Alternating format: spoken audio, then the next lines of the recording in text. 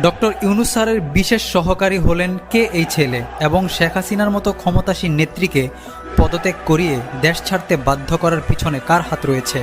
সমন্বয়কদের main leader এবং মূল মাস্টারমাইন্ড কে থাকছে আজকের ভিডিওতে। চলুন শুরু করা যাক। শেখ হাসিনা জানতো আন্দোলনে নাহিদ, আসিফ, সার্জিস ও হাসনাতকে একজন পর্দার আড়াল থেকে নিয়ন্ত্রণ করছে। তাই হাসিনার নির্দেশে ডিজিএফআই ও এনএসআই এর মতো গোয়েন্দারাও তাকে তন্ন তন্ন করে খুঁজেছে, কিন্তু তাকে ট্রেস তো দূরের কথা, নামটাও জানতে পারেনি। প্রতিদিন বাসা পরিবর্তন করে থাকতে হয়েছে। তাকে খুঁজে বের করার জন্য ঢাকা ট্রাইবুন ও দৈনিক ইত্তেফাক সহ বেশ কয়েকটি সংবাদ মাধ্যমে প্রতিবেদন করা হয়েছিল, কিন্তু তাকে কেউ খুঁজে পায়নি। এই একজন ব্যক্তি পর্দার আড়ালে থেকে নির্ধারণ করতেন কখন কি করতে হবে, যেমন blockade, complete shutdown, march to Dhaka, এমন সমস্ত প্ল্যান তারই রূপরেখা। এক কথায় হাসিনা সরকার পতনের